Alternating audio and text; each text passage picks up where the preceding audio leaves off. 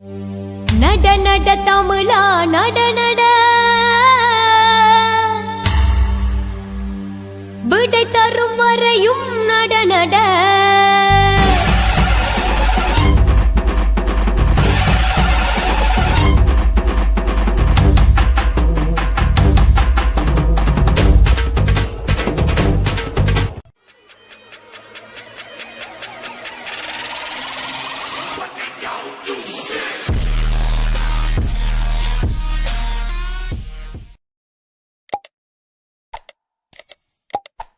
வணக்கம் என் தாயக உறவுகளே, நான் உங்கள் RK Reji.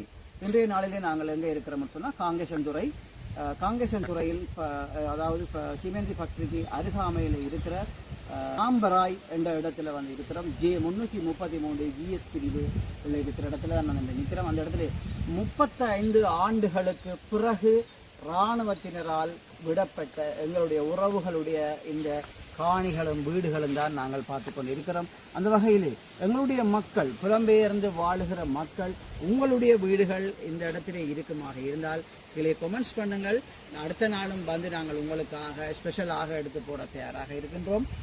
Reji black YouTube சேனலுக்கு நீங்கள் இதுதான் முதல் தடவையாக இருந்தால் கட்டாயம் சப்போர்ட் பண்ணுவீங்கள். சப்போர்ட் பண்ணி கொண்டு இருக்கிறீங்கள் என்றதும் எனக்கு தெரியும். சப்போர்ட் பண்ணாதவர்கள் தயவுசெய்து சப்ஸ்கிரைப் பண்ணுங்கள், லைக் பண்ணுங்கள், ஷேர் பண்ணுங்கள், உங்களுடைய உறவுகளுக்கும் இதை பகிருங்கள். வாருங்கள், காணொளிக்குள் போகலாம்.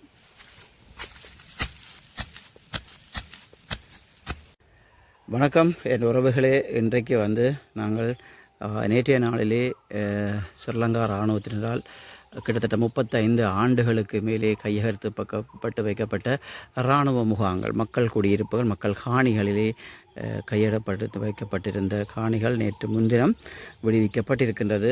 அந்த காணொளிகளே இப்போது நீங்கள் இந்த காணொலியை பார்க்க இருக்கிறீர்கள். தொடர்ச்சியாக இந்த காணொலிகள் உள்ளே என்ன இருக்கிறது என்றதையும் நாங்கள் இந்த காணொலியூடாக காட்ட இருக்கின்றோம்.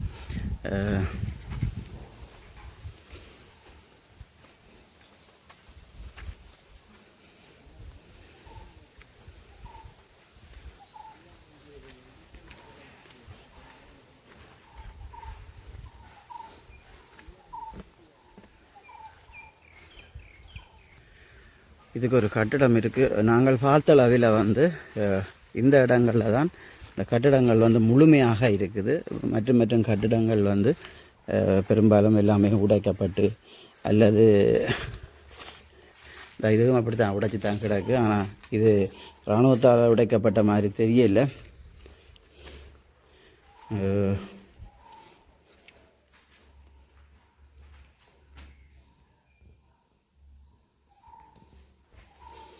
இராணுவத்தால் உடைக்கப்பட்ட மாதிரி தெரியல. இது வந்து லோக்கல் ஆக்களால் உடைக்கப்பட்ட மாதிரி தெரியுது. ஏன்னா இது இன்றைக்கு உடைச்சிருக்கு.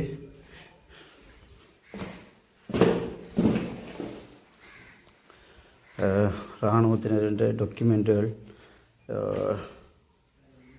இதெல்லாம் இருக்குது.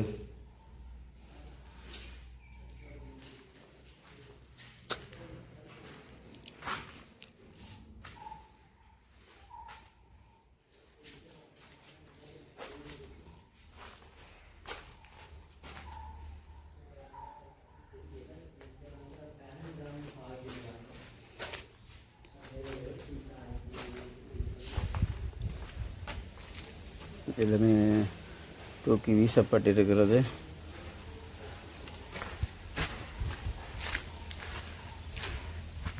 இந்த சிவரில் வந்து ஒரு ஓவியம் உண்டு.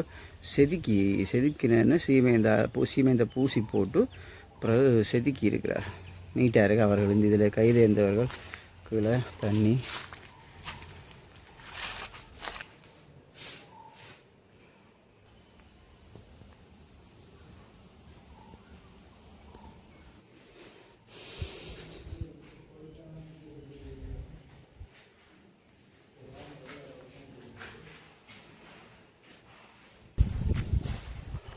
கிச்சன் என்று நினைக்கிறேன்.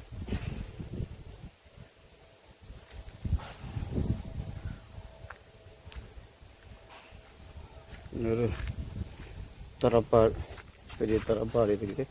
இது பெரிய வாகனத்தோட நான் நினைக்கிறேன் ஜேசிபின்ற டயர் அப்படியே இருக்குது. ஃபுல்லாகவே காடு. வாட்டர் டேங்க் உடைஞ்சு அரைவாசி தான் இருக்குது.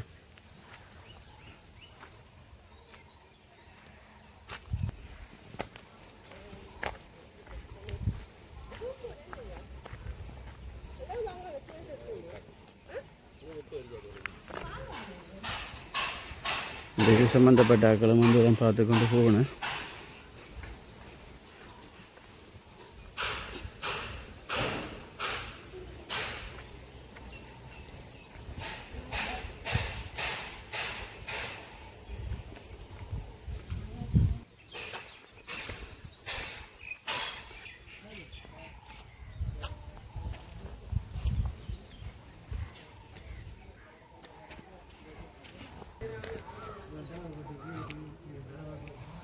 இந்த வீடு நேற்று தான் போட்டது.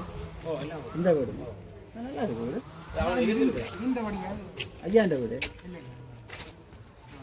ஐயா தான் பழைய ஐயா.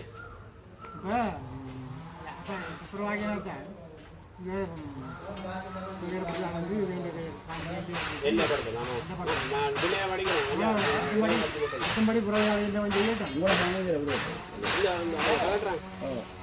நல்லா வச்சுட்டாங்க. அவன் இருந்திருக்கான் 6 பெரியவன் இருந்திருக்கான். ஆனா இது இப்ப சரி இப்படியே விட்டுட்டு போனா காட்டி விடுவோம். அங்க டீமை பாத்தீங்களா நினைக்குது வாகனங்கள் எல்லாம் நிற்கும். அந்த பக்கத்தால வந்த வயலோட உணர்ந்து விட்டு கேட்கறாங்க.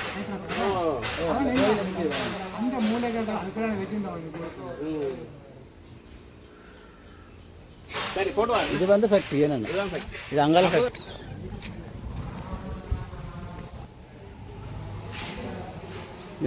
இப்போ எல்லாமே நல்லா இருக்கு. நார்மலாகவே வந்து எங்கே மக்கள் குடி இருக்கிறேன்னு சொன்னால் பெருசாக இல்லை. நீட்டாக கழுவி போட்டு கழுவிட்டு கதவுகள் மட்டும்தான் போட வேண்டி வரும். மற்றபடி கதவுகள்லாம் நொண்டுக்கும் இல்லை. மற்றபடிலாம் நல்லா இருக்குது. திருத்த வேலைகள் இல்லை.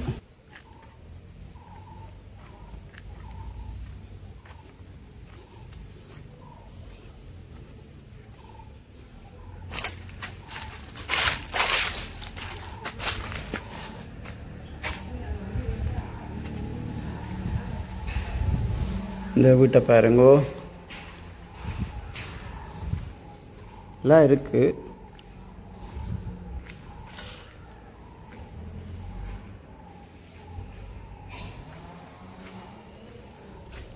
இதெல்லாம் வேறு சோடிச்ச சாமான்களாக தான் இருக்குது. இதுக்குள்ள இந்த விசாக் டைமில் இது வந்து அவையின் ஏதோ குண்டுகளின் எம்டிஎல் மாதிரி இருக்குது.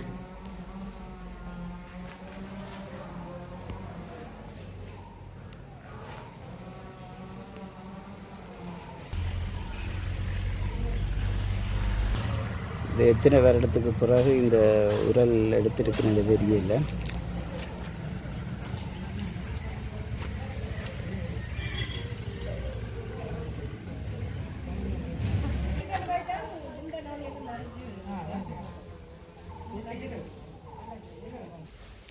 இதுதான் இந்த நேற்றைய நாளிலே விடுபட்ட மெயின் பாதை, மெயின் கேட்டு தான். இப்படியே பார்த்தீங்கன்னா கேகேஎஸ் ரோடு தான் இந்த தெரிகிறது. தான் கேகேஎஸ் ரோடு தெரியுது பாருங்க. இதில் வாகனங்கள் போகிறது தான் கேகேஎஸ் ரோடு. அப்படியே வந்தீங்கன்னா தான் இது மெயின் என்ட்ரன்ஸில் இருக்குது. அது வெளியே பண்ணி கொடுத்துருக்கணும் உங்களுக்கு பேக்குவால்.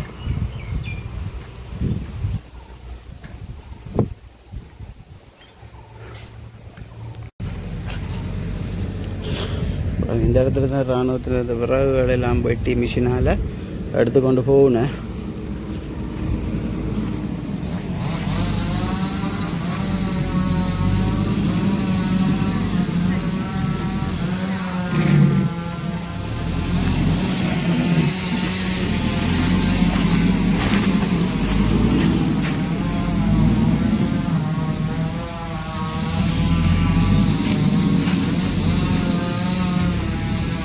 இது வந்து பெரிய கப்பலின் இன்ஜின் பாகங்கள் மற்றும் இந்த மேல் கவசங்கள் அதுக்கெல்லாம் இந்த இதில் வந்து உடைக்கப்பட்ட நிலையில் வந்து இங்கே போட்டிருக்கிறாங்க.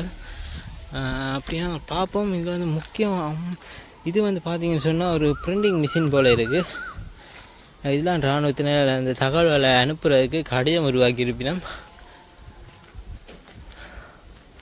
அப்படி நான் கொஞ்சம் பார்த்தீங்கன்னா எவ்வளோ ஆயுதங்கள் கொண்ட மிஷினரி பாருங்கோ. இப்படியே பார்த்தோம்னு சொன்னால் கிட்டத்தட்ட 10,000 டன்னுக்கு மேலே இருக்கும் போல இருக்குது. இவ்வளவு வந்து எவ்வளோ இந்த ஏரியா வந்து ஜே 333 மாங்கொல்லி என்ற இடம்தான் இந்த இடம். இந்த இடத்துல வந்து எங்களுடைய கிட்டத்தட்ட நான் நினைக்கிறேன் 35 ஆண்டுகளுக்கு பிறகு இது எங்களுடைய மக்களின் கையில் வந்து இந்த காணிகள் வந்து இராணுவத்தினரால் கையளிக்கப்பட்டிருக்கிறது. அதிலேயும் வந்து சில காணி உரிமையாளர்கள் இங்கே இருக்கிறார்கள். சில காணி உரிமையாளர்கள் வெளிநாட்டிலேயும் வசித்து வருகிறார்கள். இந்த இடத்துல நாங்கள் பார்க்கக்கூடிய மாதிரி இருக்கு என்னன்னு சொன்னால் இராணுவத்தினர் இங்கே இருக்கிற இப்பிலிப்பி விரவுகளை வெட்டியே இந்த இப்பிலிப்பிகளை இதண்டு கொண்டிருக்காங்க. ஆனால் அது அவைகள் சொல்லுவது என்னென்னா இந்த இரும்பெடுக்கிற ஆக்களும் கூடுதலாக வந்து இதெல்லாம் எடுத்துக்கொண்டு இருக்கிறேன் சொல்லி இந்த எடுத்துக்கொண்டு போகினேன். அவைகள் எடுத்துக்கொண்டு போகிறத பற்றி பிரச்சனை இல்லை. ஆனால் நிலைகள் கதவுகளை உடைக்காமல் இருந்தால் நல்லதென்றும் எங்களுடைய மக்கள் கூறி வருகிறார்கள். தொடர்ச்சியாக வாருங்கள் பார்க்கலாம். பாருங்கள், இது ஃபுல்லாக தாராகவே இருக்குது. தாரில் மிதக்குது. இங்கே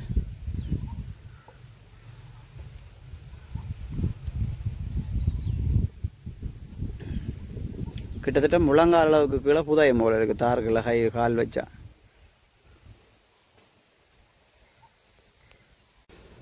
இது வந்து கண்டெய்னர் பட்டியல்.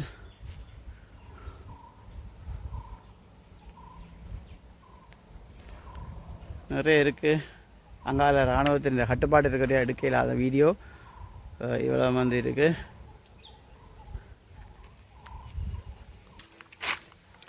இது ஒரு வீடு. ஆனால் இது பாவிக்க இல்லாத வீடாக இருந்தது. பிறகு பப்பாசி பழம், நெல்லி,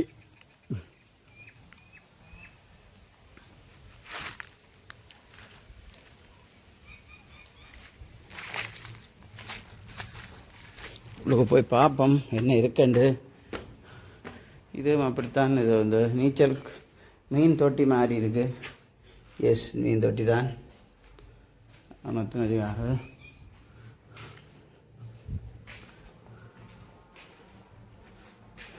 பாருங்கோ. யாராவது வெளிநாட்டில் இருக்கிற எங்களோட உறவுகளுடைய வீடுகளாக கூடி இருக்கலாம். எங்களுடைய ரெஜி பிளாக்குடைய சப்ஸ்கிரைபராக கூடி இருக்கலாம். அப்படி இருந்தால் கமெண்ட்ஸ் பண்ணுங்கோ கீழே, இது என்னுடைய வீடு என்று சொல்லி. இராணுவத்தினர் நாங்கள் இவ்வளோ லட்சக்கணக்காக கட்டி எங்களுடைய மூதாதையர்கள் கட்டி விட இவைகள் கொண்டு தொப்பியையும் ஷூவையும் போட்டுட்டு போயிருக்கினேன். பாருங்கோ.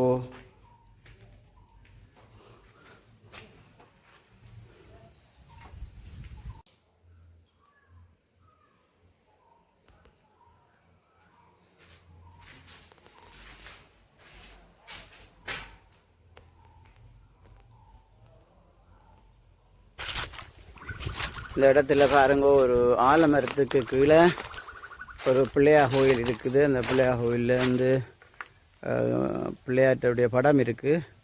அதுக்கு பின்னால் புத்த பகவானுடைய பகடம் இருக்குது. செம்புக்கு தண்ணி வச்சிருக்கேன்னு. இங்கால